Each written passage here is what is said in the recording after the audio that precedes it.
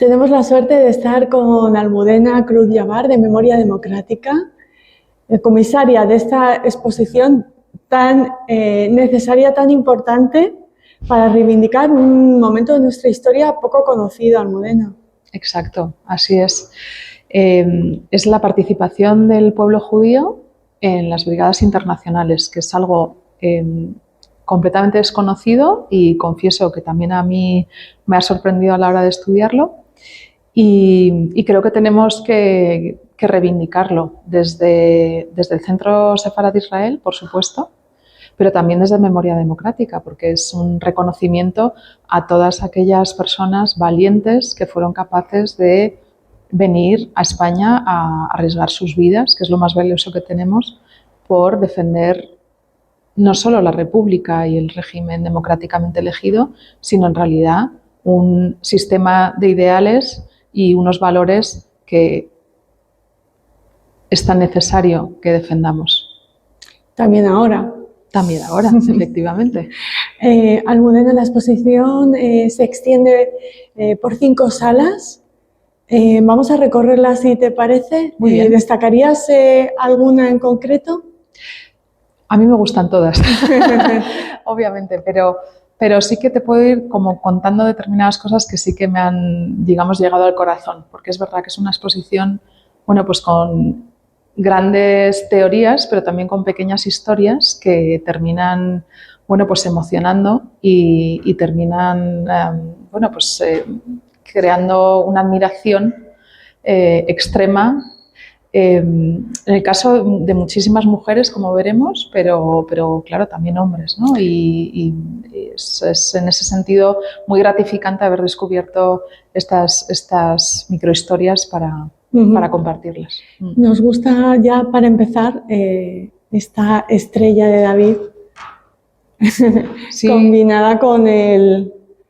Efectivamente, yo creo que es un acierto del diseñador, la verdad, porque en realidad son dos emblemas que parecen casi complementarios, ¿no? O sea, que son, pues eso, la estrella con el signo de los brigadistas en rojo, ¿no? Con el rojo sangre y la estrella conjugada para que, bueno, pues que se vea que aquí vinieron, pues se calcula que entre 8.000 y 10.000 judíos. Evidentemente no todos están documentados, tenemos documentados con seguridad unos 2.300 y fíjate que de esos 2.300 documentados, que como te digo fueron 10.000, que además si lo miramos en conjunto es casi el 25% de voluntarios que vinieron, o sea, es ya en sí una barbaridad, pues dentro de esos 2.000 que se han podido documentar, 250, más de 250, o sea, casi un 10%, que probablemente sea aplicable a los 10.000, eran mujeres, que es algo también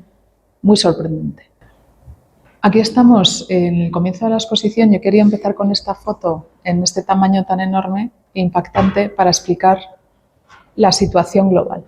Esto es Nuremberg, el año 33, Hitler ascendiendo al poder, y eso explica por qué teníamos de repente más de 3.000 judíos en Barcelona.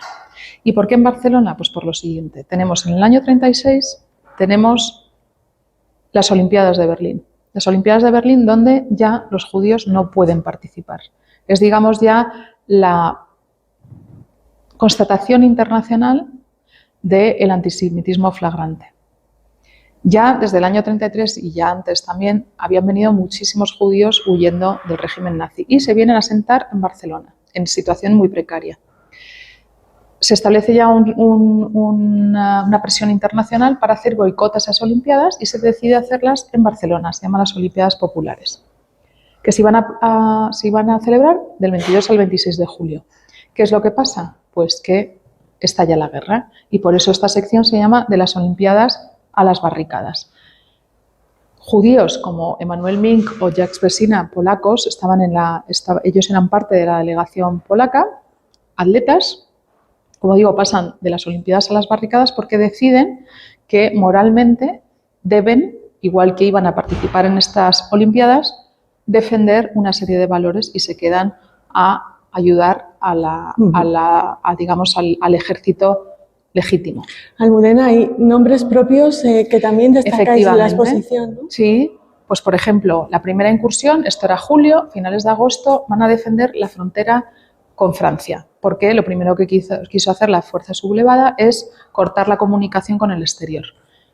Aquí participan muchísimos judíos, entre otros, por ejemplo, Remigio Maurovich, que muere en combate en esta batalla, o, por ejemplo, Esther Silverberg. Y aquí sí que me gustaría, por ejemplo, destacar que esta belga no solamente participa en la batalla, que ya es propio de una valiente en sí, sino que después de la guerra termina en Mauthausen, sobrevive y me parece todavía más destacable que después de sobrevivir a Mauthausen termina sus estudios de medicina, que me parece que definen perfectamente no solamente a ella, sino a la mayoría de mujeres que hemos terminado descubriendo en esta exposición, porque no dejaron de ser mujeres fuertes desde el principio hasta el final. Almudena, ¿cómo os habéis documentado para crear los contenidos de esta exposición?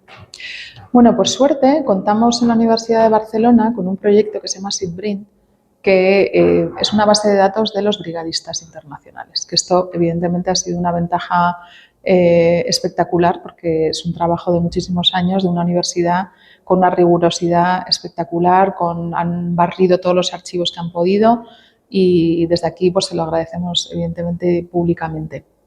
Luego lo que es, digamos, las secciones, yo creo que han sido un poco, bueno, pues libres. Por ejemplo, en esta parte que es Unidos contra el Fascismo, la idea es explicar cómo en España, desde la expulsión de los judíos en 1492, teníamos esa idea de que el judío, a pesar de no estar presente, seguía siendo el enemigo. Te pongo un ejemplo. En la Constitución de Cádiz, por ejemplo, cuando se discute en 1812, cuando se quería insultar a los liberales, se les llamaba calla judío. Cuando la desamortización de Mendizábal, uno de los insultos que se profirió contra él era que era judío y que por eso quería quitarle los bienes a la Iglesia. Es decir, que había esa idea del complot internacional del judío que estaba detrás. Al judío al que se une el anarquista, el separatista, como vemos aquí, el marxista, el masón, es decir, todo aquel que resultaba diferente. Podemos resumirlo así. Una de las piezas que es más reveladora en este sentido es este folleto que se llama Comunismo y Masonería, donde la palabra judío no aparece, pero donde aparece representado el prototipo antisemita de judío, con las gafitas, con la barba, con la nariz, con, digamos, ese gesto de maligno, el bombín, ¿no? Creo que este es muy revelador. Como también vemos esta idea, aparte de en toda la cartelería de la guerra del bando democrático, pues vemos como se tiene claro que se está luchando contra el fascismo. Y también vemos la otra parte, vemos también cómo la embajada alemana, por ejemplo, en el 38 publica La eterna cuestión judía y la primera parte, la segunda ya en el 39, cuando ya se encuentran más seguros, cómo van a hacer esa campaña contra el judío. ¿Qué es lo que subyace después? Pues se ve muy claro con los discursos de la victoria de Franco del 39 al 42.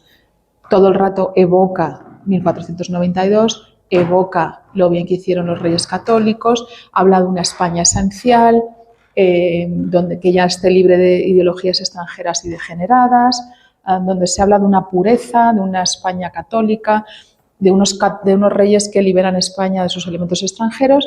Y aquí creo que son dos piezas muy bonitas, una que es muy popular pero es muy significativa, que es una lotería, donde lo que se destaca es a Colón, el sorteo de la raza, como la pureza, y luego ya las consignas una vez que se ha ganado, por ejemplo, pues haciendo, bueno, pues como Franco dice, ensalza a los monarcas en los mejores tiempos, hay que restaurar la conciencia unitaria del mundo hispánico, es decir, la uniformidad.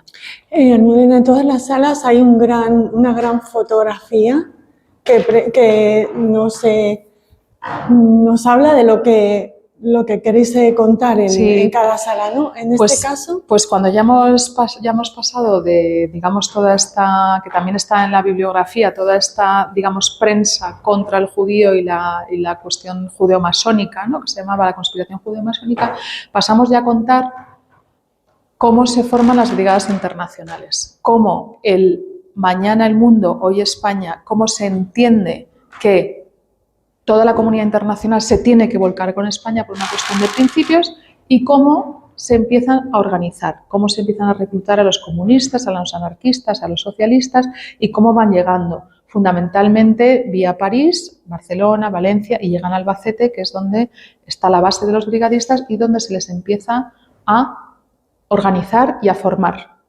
Por eso, en Albacete se habla de la Torre de Babel, que es la siguiente sala y que me parecía un episodio que además nos une con el Antiguo Testamento, como de repente llegan a Albacete, que no era nada, un montón de gente que empieza a hablar lenguas extrañas, ¿no? Y cómo hay testimonios de cómo los locales se quedaron, bueno, pues imagínate cómo se quedaron, ¿no? Patidifusos. Y eso nos da pie a la Torre de Babel, que es la siguiente sala, que nos habla de cómo se empiezan a organizar las brigadas.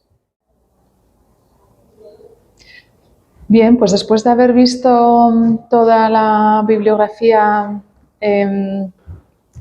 antisemita, entre otras cosas los protocolos de Sion que acabamos de ver, vamos a ver cómo se organizan las brigadas. Bueno, pues aquí hablamos un poco de las avanzadas, de las centurias, con ideas, con historias también bonitas, como 3 británicos, que uno de ellos funda la centuria Tom Mann, que son básicamente trabajadores en Londres, de la industria textil, donde sufren muchas humillaciones y vienen en bicicleta desde Francia para defender a España. En contraste con, por ejemplo, en la columna internacional de Urruti, nos vamos a encontrar a 2 grandes intelectuales como son Simone Weil y Karl Einstein. Me parece que esta idea también es muy remarcable dentro de la población judía que viene a las brigadas, porque tenemos desde los grandísimos intelectuales reconocidos internacionalmente hasta, como te digo, estos 3 chicos de la industria textil que son capaces de integrarse, estos primeros en la centuria Tom Mann e incluso crearla, y en cambio los anarquistas que están en la columna de Urruti. Almudena, en cuanto a nacionalidades, sabemos que vinieron muchos británicos, muchos norteamericanos, mucha gente de la Palestina británica, de judíos de la Palestina británica, bajo mandato británico, polacos. Polacos, y luego te sorprende, pues por ejemplo, muchos argentinos, cubanos, mexicanos. O sea, que también de la otra parte del charco. Imagínate, en aquella época cruzarlo, que tampoco era fácil. Entre otras, pues mira, destacó la capitana Micaela Feldman de Argentina, que era una mujer de una familia burguesa acomodada en Argentina, que llegó con su compañero, al cual cae en combate y ella asume el mando como capitana. Y es muy bonito, una historia que no está aquí reflejada, pero que os cuento, que es la primera vez que se encuentra a 3 prostituidas que le piden integrarse en su unidad, y ella, como pues buena burguesa de primeras, se siente muy violentada, pero como ella también aprende y se avergüenza y termina cogiéndolas, y cómo también esa mentalidad le cambia a ella, ¿no? O sea, creo que es destacable también cómo ellos aportaron, pero también la propia guerra les aportó unas experiencias pues, muy intensas, la verdad. Y aquí quizá lo más importante sea que se creó una unidad exclusivamente judía, que es la unidad Botwin, la compañía Botwin, Naftali Botwin, con su propia identidad, especialmente pues con sus símbolos, documentos, emisiones de radio y periódico propio, y con, evidentemente, una reivindicación de la identidad judía muy fuerte, que era necesaria, que a lo mejor no, los demás no necesitaban demostrar, ¿no? Pero esa unidad entre las humillaciones que habían recibido, la persecución, ¿no? Hace que tengan su propia unidad, y que esta unidad sea especialmente valiente. Tanto es así que combatieron en Belchite, combatieron en el Ebro y recibieron la medalla al valor del gobierno republicano, porque eran tenían una motivación, digamos, especialmente fuerte. En una guerra, Almudena, por supuesto, hay servicios sanitarios, hay personas que siguen a los ejércitos para procurar la salud o que los heridos se recuperen lo antes posible, ¿no? Efectivamente, y suele ser un episodio que se suele olvidar, pero yo lo he querido destacar en esta sala, que es grande y que es importante, porque creo que realmente se lo merecen. Los servicios sanitarios, es otra cosa que a mí aquí me ha llamado mucho la atención. Por un lado tenemos los judíos médicos, claro, muy formados. Bueno, todos sabemos que determinados sectores eran gente muy preparada. Los judíos eran excelentes médicos de toda la vida y evidentemente en este momento también. Pero luego también vemos cómo estos propios médicos, y por eso he traído esta cita del doctor Shlomo Yankev, que me gusta mucho, porque él dice, yo creo que me metí en política porque era un judío en la Polonia antisemita. Y entonces él cuenta cómo había sido humillado, ¿no? Y cómo dice, así que cuando me enteré de la lucha de España me fui a España y allí me convertí en un ser humano porque siempre había sido un don nadie. La policía estaba detrás de mí, el gobierno estaba contra mí y en España de pronto soy alguien, formo parte de un ejército y estamos luchando. Fue una sensación tremenda. O sea, es decir, que ¿cómo es posible, si lo pensamos, que alguien con esa intelectualidad, con ese esfuerzo que seguramente había realizado para convertirse en un médico, fuera luego tratado con ese desprecio y con esa humillación? Entonces, en esa desesperación llegan a España para luchar, para arriesgar sus vidas, pero arriesgar por sus vidas sintiéndose orgullosos de lo que hacían. Entonces, tenemos esos grandes médicos por un lado, pero luego también, importantísimo, el servicio de enfermería de camilla y de ambulancia, porque tengamos en cuenta que los camilleros eran los que se acercaban a las trincheras y a la primera línea de combate a sacar a la gente, con todo el riesgo que conllevaba aquello.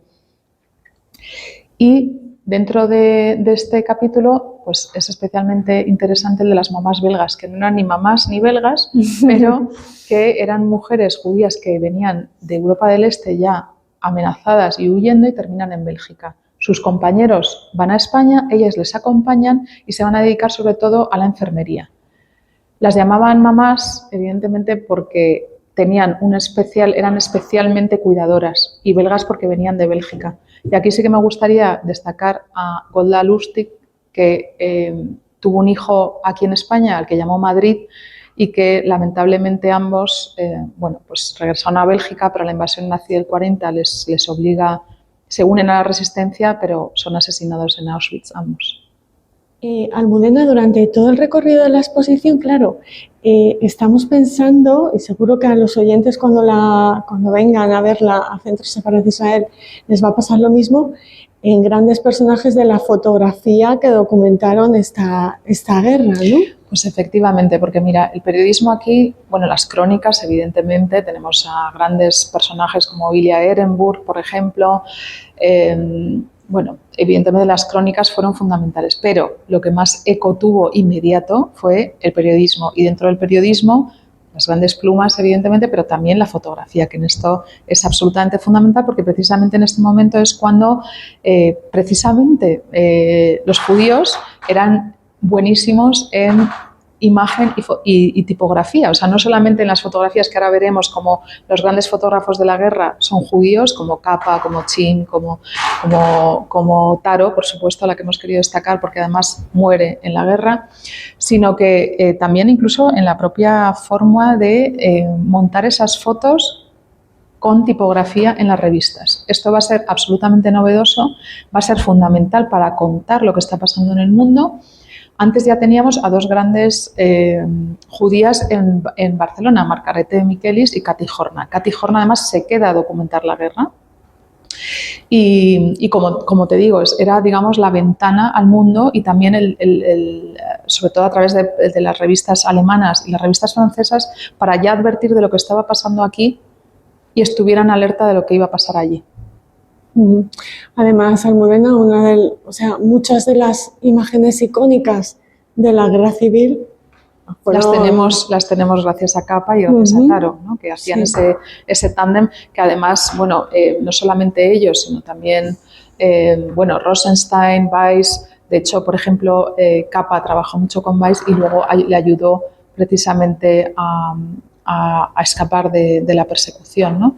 Los húngaros, los polacos especialmente, fueron maravillosos. Y ya en esta última sección lo que hacemos es despedir a los brigadistas. Sabemos que hemos traído el discurso de Negrín, Cuando ya les despide, lo hemos traído editado por las Brigadas Internacionales, traducido al francés, que es un documento original que parece así muy pequeñito, pero es muy importante, que es básicamente cuando Negrín les despide porque ya Moscú decide que la guerra está perdida y que ya no tiene sentido quedarse. Y les despedimos precisamente con unas fotos de capa que son también muy icónicas en el Picture Post, que les despide, ¿no? Con esa tristeza de quienes saben que han perdido la guerra y de los que saben además, que esta es la segunda parte, lo que les espera. Y lo que les espera es la muerte, el exilio y el que tiene suerte es simplemente pues, ir a un campo de concentración. Cosa que aquí también en España tenemos esa idea de que aquí no pasó nada. Bueno, pues sí pasó. Cuando las fuerzas sublevadas entran, cuando Franco entra en Barcelona, lo primero que hace es destrozar la sinagoga.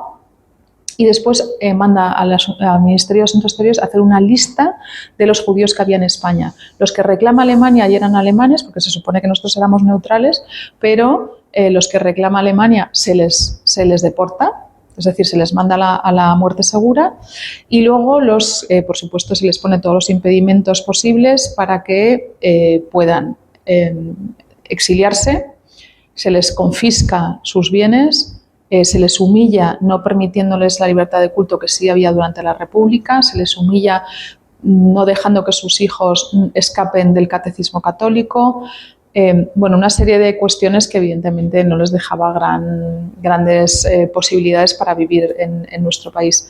Pero además, otro episodio que se suele desconocer es que muchos terminan en campos de concentración, como el de, por supuesto, Gurs, Ribesaltes, etcétera, pero muchos también en España, por ejemplo, en el campo de concentración de Miranda de Ebro, que estuvo abierto hasta 1947, es decir, finalizada la Segunda Guerra Mundial. Entonces, esta idea de que aquí no hubo una solución final, pues evidentemente sí la hubo, lo que pasa es que no se ha contado. Almudena, ya para despedir la exposición, ¿qué mensaje queréis transmitir? Pues por una parte es el absoluto reconocimiento y por otra parte es un poco como ya terminamos al final de la exposición, que es con esa por un lado reconocimiento, pero también con ese reconocimiento y dignificación institucional. La dignidad no la perdieron nunca, evidentemente, pero creo que es necesaria la dignificación institucional desde las instituciones, desde el Gobierno de España. Entonces, el hecho de que en 2015 se aprobase la ley de nacionalidad a quien demuestre su origen sefardí, que además con el amplio espectro de todo el Congreso. El hecho de que ahora, por ejemplo, la nueva Ley de Memoria Democrática de 2022 permita a los nietos de los brigadistas adquirir la nacionalidad española. Y de hecho hay dos familias judías que la tienen, la de Alba Bessin, estadounidense, y la de un irlandés. Creo que todos esos son pasos, además de los memoriales que tenemos específicos, como por ejemplo el de Montjuic. Creo que son reconocimientos absolutamente necesarios y al final también termino con, de nuevo, una ida y vuelta, que es como cuando el nieto de un brigadista recupera la Sinagoga Mayor de Barcelona y establece un propio memorial donde reconoce toda esa labor del pueblo judío valiente que vino a las brigadas, pero a su vez también a todo aquel no judío que les ayudó a cruzar los Pirineos. Y creo que esa reciprocidad, creo que el Gobierno también de España tiene que devolverla. O sea, es decir, que sea un reconocimiento mutuo que nos una en valores democráticos.